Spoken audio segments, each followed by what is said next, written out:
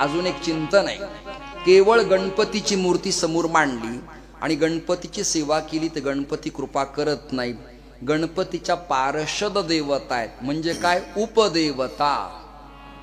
राज्यमंत्र्याकडे गेल्या विना कॅबिनेट मिळत नाही आणि झेडपी सदस्या विना आमदार भेटत नाही आणि पंचायत समिती सभापती विना जिल्हा परिषदचा सभापती भेटत नाही आणि ग्रामपंचायतीच्या सरपंचाशिवाय सदस्य भेटत नाही. हा जसा स्टेप बाय स्टेप क्रम आहे तसं गणपतीचे पार्षद आहेत, म्हणजे उपदेवता आहेत. तुमच्या कानावर नावं घालतो मी. गालव, गार्ग्य, गृत्स, मद, सुधाकर आणि अजून एक राहिले मुदगल. या गणपतीच्या उपदेवता आहेत. आता हेही समजून सांगतो. हळदी कुंकाला एखाद्या स्त्रीला बोलवलं श्रीमंताच्या बंगल्यात आणि मग तिथे सप्रेम भेट वस्तू ठरल्या आणि कडेवर लिकरू आहे. ती श्रीमंताची बाई म्हणाली, हळदी कुंकाला तू ये पण कडेवरचं बाळ आणू नको, तुम्हाला ते हळदी कुंकू बरं वाटेल काय? माना तरी हलवा ग सगळ्याजणी, म्हणजे तुम्ही जिवंत आहेत असं मला वाटेल. आणि मला कर्नाटकातून महाराष्ट्रात गेल्यावर सांगता येईल की बिदरला माणसं कीर्तनात जागे होते. नाही चालायचं. लेकराविना स्त्री शुभून दिसत नाही, तसं पार्षदाविना देवता प्रसन्न दिसत नाही. केवळ पांडुरंगाला किंमत नाही. ज्ञानोबाराय, नामदेवराय, गोरोबा काका, सावता महाराज, नरहरी सोनार, वंका बंका, जळोजी, तुकोबाराय, निळोबाराय, बहिणाबाई पाठक, जणाबाई, चांगा वटेश्वर, माणकोजी महाराज बोधले, नाथराय, या सगळ्या संताविना देव जसा गोड दिसत नाही आणि खासदाराविना राष्ट्रपती जसा शोभत नाही तसं पार्षदाविना गणपती चांगला दिसत नाही. म्हणून 14 विद्या त्याच्या कृपेनं येतात. त्या गणपतीची कृपा तुमच्यावर माझ्यावरती व्हावी. पूर्वीच्या काळात इळा आणि वंबी असायची, त्याच्या आधी गाय आणि वासरू असायचं. मग पंजा नावाचं चिन्ह निघलं. हे पक्ष संघटनेला दिल्या जातं. ते चिन्ह असा त्याचा अर्थ. कृपया मीडिया तंत्रवाले इलेक्ट्रॉनिक प्रिंट आणि श्रोते लावू नका. तर चिन्ह शब्दाचा अर्थ असा आहे की त्या गावात मी सारखे ज्ञानेश्वरीचे पारायण केले, रामायणही सांगितले, भागवताचे चिंतन केले, व्यसनमुक्तीसाठी गावात प्रदक्षिणाही केल्या, गाव स्वच्छही केलं, गर्भातल्या बालिकेची सोनोग्राफी करून तिला मारू नये अशी व्याख्यानही केली, परंतु त्या लोकांना सांगूनही ते बदलत नाहीत. मला त्या लोकांच्या वागण्याचा अंदाज लागत नाही. त्यांचं चिन्ह काही बरं नाही. नाही कळलं? मुलगी नांदायला आली आहे, वेल एज्युकेटेड आहे, पण ग्रामीण भागात ती नवरदेवाला ऍडजस्ट करील असं चिन्ह काही दिसत नाही.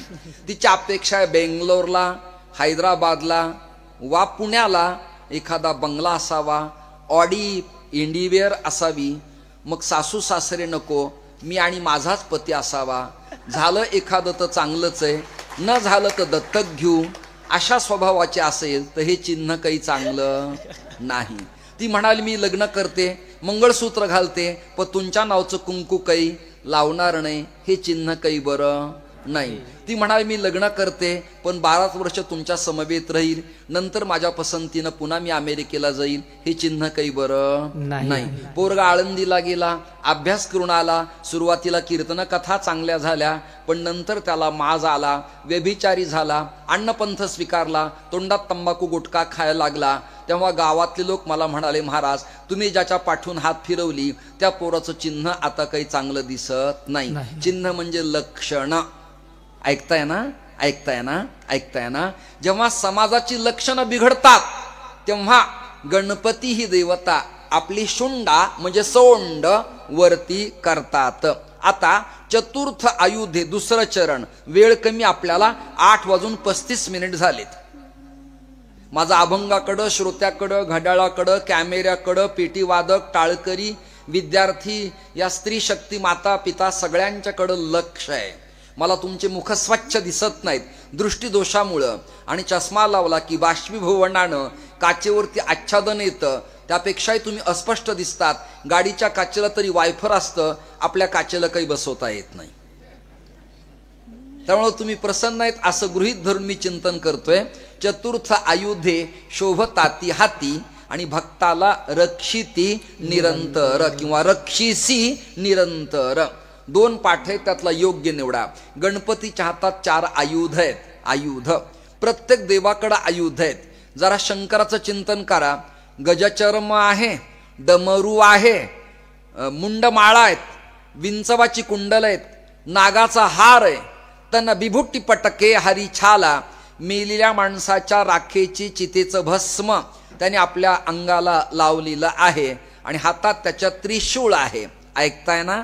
जगदंबा म्हटलं की गदा आहे, खडग आहे, हातात यज्ञकुंड आहे, इत्यादी आयुध आहेत. दत्तात्रय म्हटलं की डमरू आणि त्रिशूळ काखेमध्ये झोळी आली. जरा चिंतन करा सगळ्यांचं. बर, तसं गणपतीच्या बाबतीत त्याच्या हातात काय काय प्रकरण देण्यात आली आहेत. ती काही पोरचेष्टा आहे, चित्रकाराला वाटलं, फोटोग्राफीत एडिट केलं म्हणून चिन्ह दिले असा त्याचा अर्थ नाही. त्याला काही संगती आहे.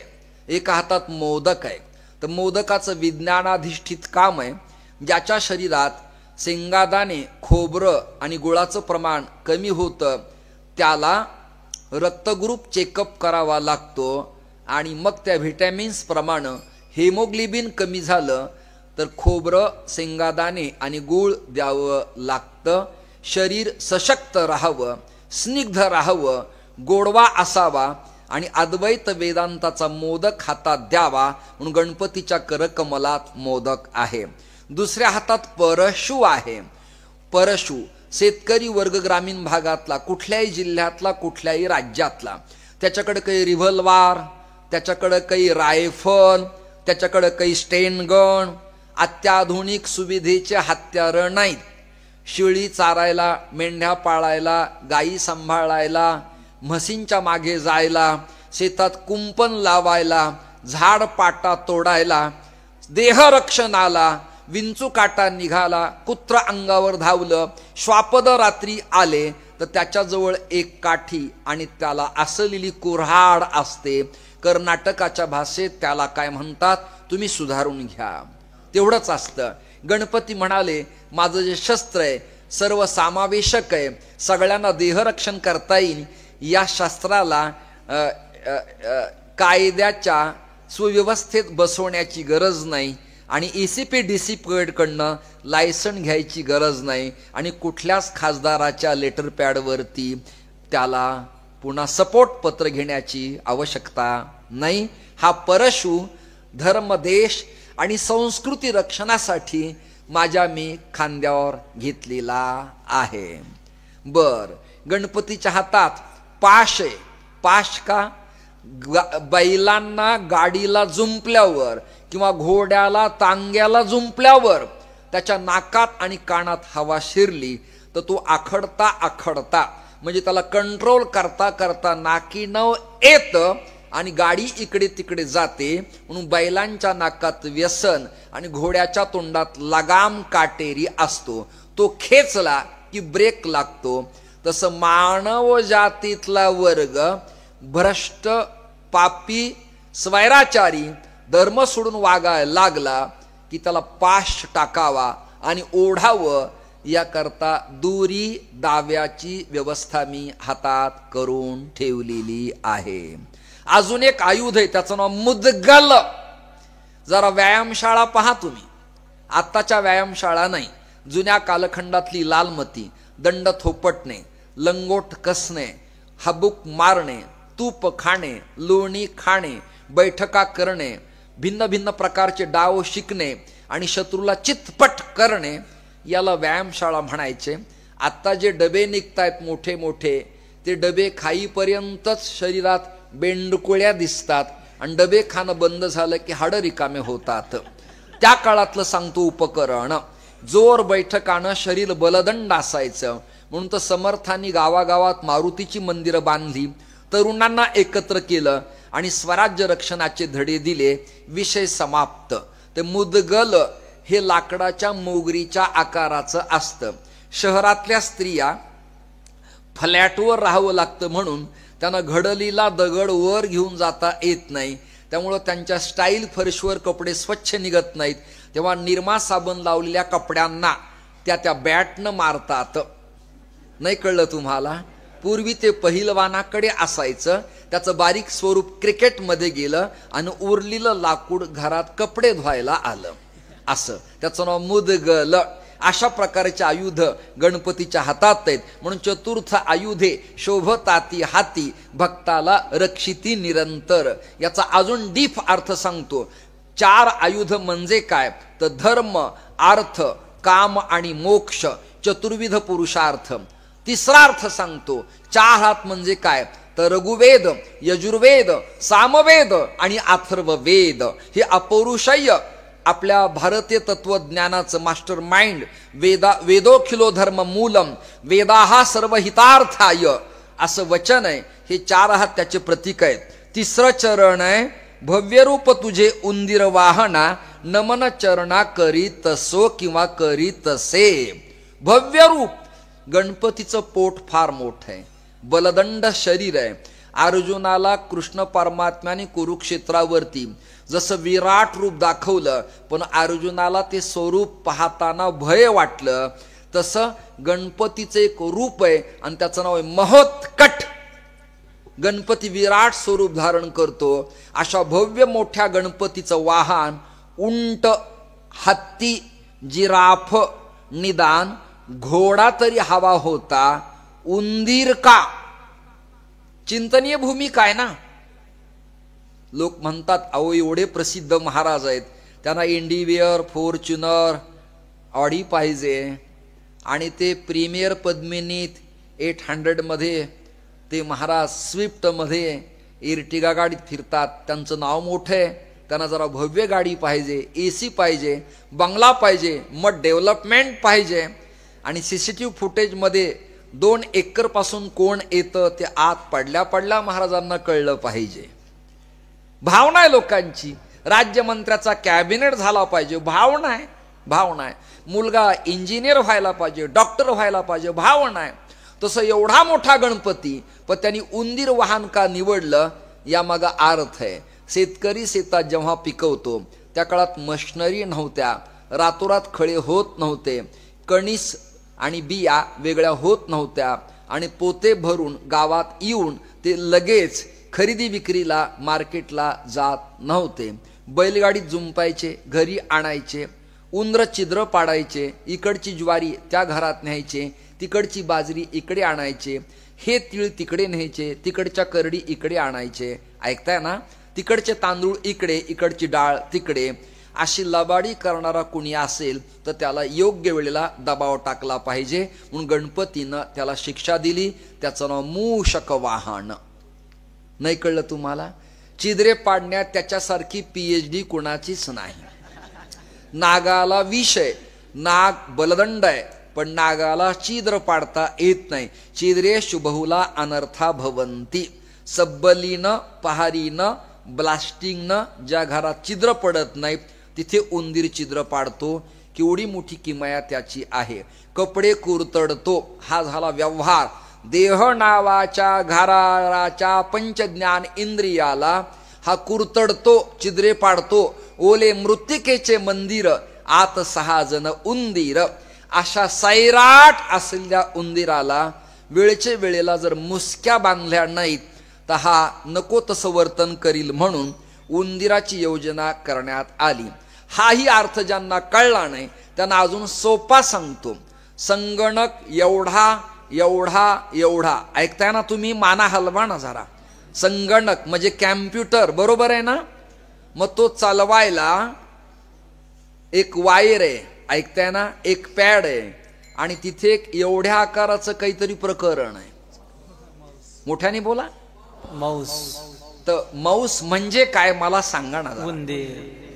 मग या संगणकाला चालवायला खेकडा पाहिजे होता, या संगणकाला चालवायला नाक पाहिजे होता, या संगणकाला चालवायला गाढव पाहिजे होता, या संगणकाला चालवायला उंट पाहिजे होता, ढेकण मच्छर पाहिजे होता, पण नियुक्ती बरोबर मांस म्हणजे उंदीराचीच केली. त्या कॅम्प्युटरमध्ये एखादी फाईल शोधायची असली तर त्याला असं असं केलं की करेक्ट तो बाण फिरतो आणि बरोबर एखादा विषय डिटेक्ट होतो. हे संशोधनाचं काम त्याला दिव्य दृष्टीने करता येतं. अशा लोकाला जवळ केलं पाहिजे, म्हणून गजाननानं गणपतीनं उंदीर या वाहनाची योजना करण्यात आलेली आहे. स्वर द्या. जय गणपति वंदन गजनायक, तेरी छबियत है अति सुखदायक. जय गणपति वंदन गजनायक, तू चार भुजाधारी मस्तक सिंदूरी रूप निराला. जय गणपति वंदन गजनायक, तेरी छबियत है अति सुखदायक. जय गणपति वंदन गजनायक. जगातल्या सगळ्या संतांनी गणपतीचं वर्णन केलं. असा गणपती मला वाटतं तुम्हाला कळावेत असा अर्थ करत मी 3 चरण तुमच्या समोर कंप्लीट कमी वेळेत सूत्रवत करतो आहे. अभंगाला जराही न सोडता इकडे तिकडे फिरायला मला अजिबात वेळ नाही. त्याच्यासाठी स्वतंत्र कीर्तनकार आहेत, त्यांना तुम्ही निमंत्रण द्या. तुझे नाम घेता दोष जळताती, कळी काळ कापती तुझ्या नामे. हो, जसं विष्णू परमात्म्याचे नाव आहेत, कृष्ण विष्णू हरी हे एक नाव आहे, मुकुंदा मुरारी हे एक नाव आहे, किंवा रामकृष्ण नामे हे दोन्ही साजी रे. हृदय मंदिरी स्मराकारे, आपुली आपण करा सोडवण, संसार बंधन तोडावे. खूप नाव आहेत. गोविंद आहे, मधुसूदन आहे, माधव आहे, त्रिविक्रम आहे. शंकराचे नाव घेताना वाचे वदता शिवनाम तयान बाधी क्रोध काम. तसं गणपतीचं कोणतं नाव घ्यावं तर तुम्हा सगळ्यांना एक त्रास देतो. जरा सगळे हात वर करा. एक कॅमेरा माझ्याकडे, एक कॅमेरा तुमच्याकडे. सगळ्यांना प्रत्यक्षदर्शी कीर्तन पाहता येईल. काही लाजू नका माझ्या लेकींनो, बहिणींनो, आयांनो. हात वर करा आणि माझ्या भजन मागे म्हणा. एक सुंदर आहे, अति सुंदर आहे. मोरया मोरया श्री गजानन मोरया. मोरया मोरया शिव गजानन मोरया. मोरया मोरया श्री गजानन मोरया. मोरया मोरया श्री गजानन मोरया. मोरया मोरया श्री गजानन मोरया. मोरया मोरया श्री गजानन मोरया. मोरया मोरया श्री गजानन मोरया. मोरया मोरया श्री गजानन मोरया. मोरया मोरया श्री गजानन मोरया. मोरया मोरया श्री गजानन मोरया. हे मोरया मोरया श्री गजानन मोरया. मोरया मोरया श्री गजानन मोरया.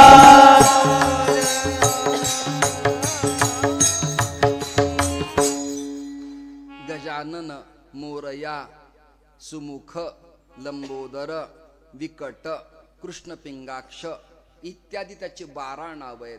त्यापैकी तुम्हाला वाटेल ते नाव गणपतीचं घ्या. दुर्वा नसतील तर गणपतीला दुर्वा वाहिली अशी मानसिकता करा. गणपतीला शमी वाहायला नसतील तर वाहिल्या अशी भावना करा.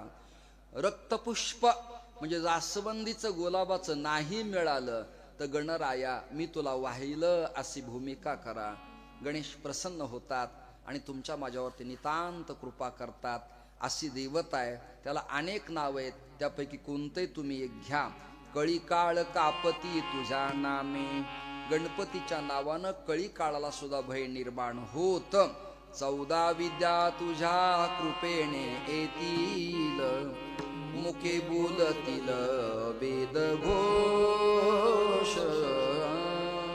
पांडुरंग कांती दिव्य तेज झळकती रत्न किळफाकती प्रभा अगणित लावण्य तेज पुंजाळले नवर्णवे तेची शोभा कानडाऊ विठ्ठलू करनाट इथं टाळ्या पाहिजेत करनाट तेने मज दावी याला चौदा विद्या तुझ्या कृपेने येतील मुखे बोलतील वेद घोष